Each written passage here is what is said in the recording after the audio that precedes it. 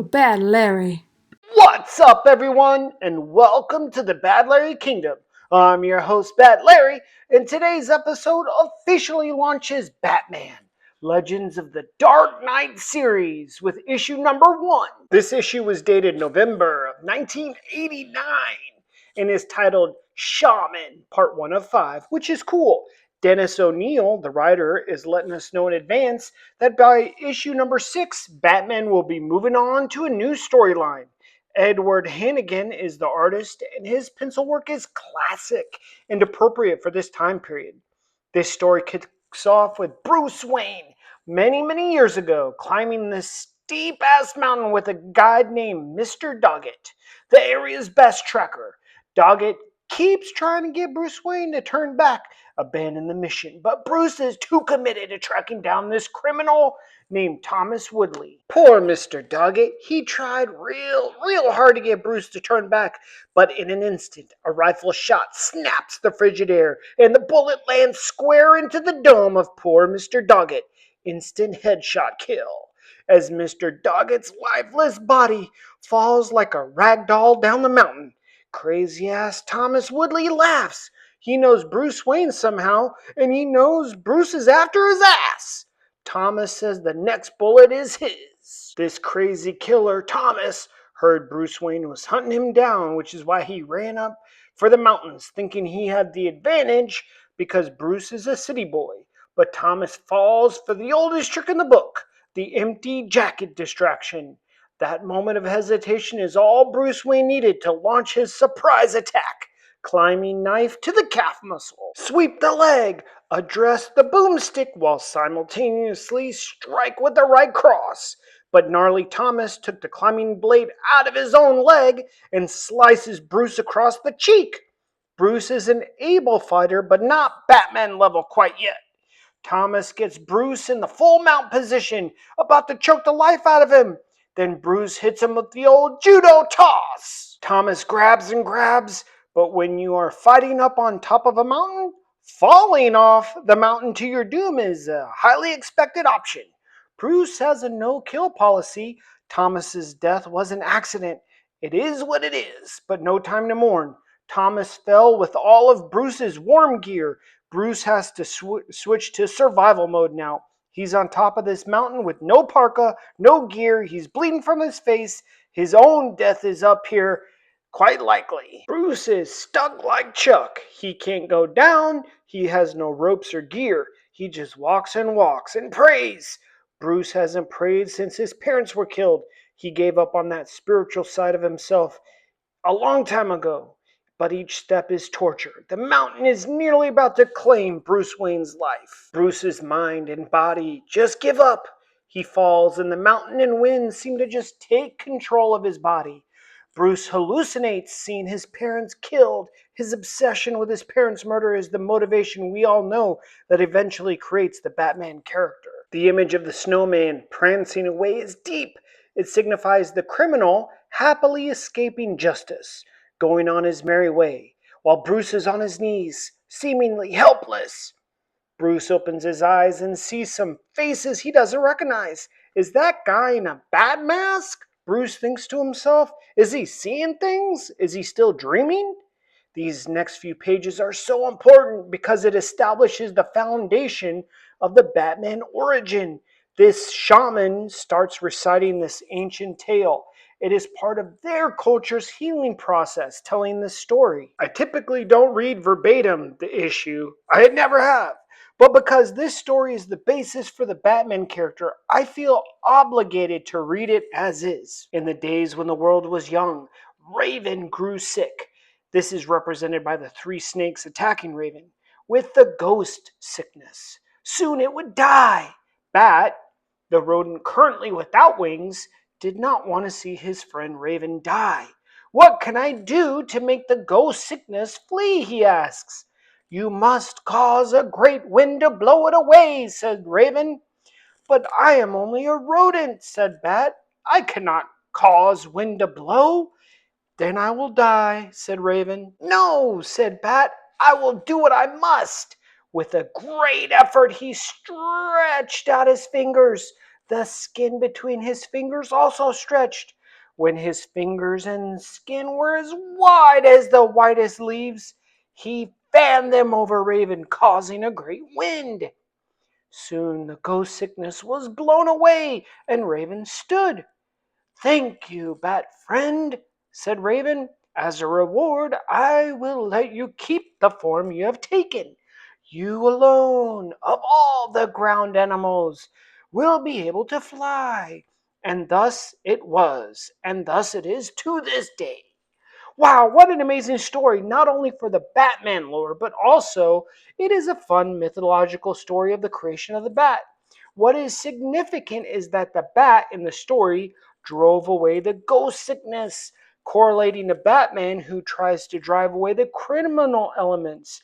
It is to solidify why the character is Batman and not Tiger Man or Shark Man or Eagle Man. Another little Easter egg here, the shaman takes off the bat mask to reveal another mask. This is to show that Bruce Wayne, the man under the Batman mask, is also just a character. The public persona of Bruce Wayne is also a character, another mask the man wears as he hides his true self from the world. Bruce is starting to recover. We learn this lady and her family are trappers in the area, and they found him and revived him back to life. The lady's grandpa used the old ways, mystical witchcraft, to heal him. And soon Bruce is strong enough and ready to head on down the dusty trail back to civilization. Bruce is forbidden to tell anyone the shaman's story of the raven and the bat. Bruce tries to offer her and her family some money for saving him, but she says the only price that he has to pay is to never tell anyone the shaman's story. Bruce isn't quite convinced yet that the shaman's story did anything to heal his body. Bruce is not spiritual at all at this time. He's strictly about that science. Bruce offers to bring this lady back to Gotham City, give her a nice life, but she declines. She ain't no city girl, and Bruce goes off alone. This is a nice little depiction of Wayne Manor. Alfred greets Bruce back at the mansion and inquires how long he will be staying this time. This is to show that for a long time, Bruce has been traveling, leaving, learning, experiencing, but Bruce says he's back for good. He's ready to begin, meaning he's ready to begin his quest as a crime fighter. I absolutely love this. Bruce Wayne heads out into the night, ready to fight crime in an old army jacket and green beanie. Doesn't exactly scream superhero, right? Bruce's first night out doesn't go exactly too well. He beats up some pimps, he punches a chick named Selena Kyle, well, we know that eventually becomes Catwoman, but then gets shot by the cop, gets arrested, has to fight off the cops, wrecking their patrol car, and he has to run off home, barely escaping with his freedom and his life. Major L for the first foray into crime fighting. Bruce barely makes it home, bleeding from the gunshot wound, trying to figure out his next move, how to improve. Is this even his calling? When the bat comes crashing through the skylight, the woozy Bruce is shown to put on the first mask. This is the playboy Bruce Wayne persona to keep everyone from knowing his real self. Then over that, the shaman bat mask to represent he must become the bat. He must become the Batman. Now it's time to heal and pump some iron. Bruce Wayne is using his vast family fortune to fund different research programs that will benefit him as a crime fighter. Bruce isn't fully healed up, but the criminal underbelly of Gotham City is still alive. So Bruce can't take any time off now that he's started his mission. Oh man, this is totally awesome. This is the first time ever Bruce Wayne puts on the Batman costume.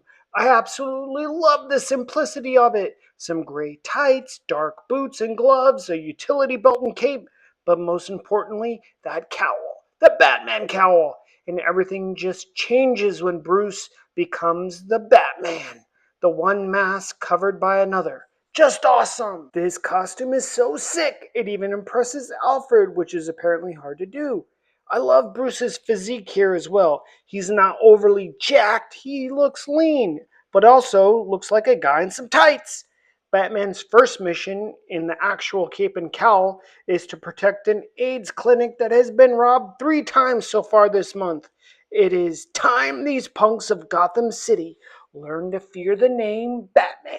Ah, good. The first gang that gets their asses beat by the Batman is multicultural. That's good. These 3 goons are picking on this lady. Why? Easy target, I guess. They smack her around. They're about to do some bad things to her when Batman says, "You have a choice." Hey, Batman has to create this lore, get the streets talking, get the baddies afraid to do crime. Batman gives these idiots 2 options: beg for forgiveness on their bellies like the snakes they are, which goes back to the 3 snakes from the Raven and Bat story, which is why there are 3 goons here. It all ties together. Or the second choice: get your ass beat. Batman really wants them to choose option number 2. He's been itching to kick some ass. This mission goes way better than the first. Wearing the cape and cowl, operating as Batman, it's like the costume allows Bruce Wayne to work on instinct. His strength training and fight preparation have taken over.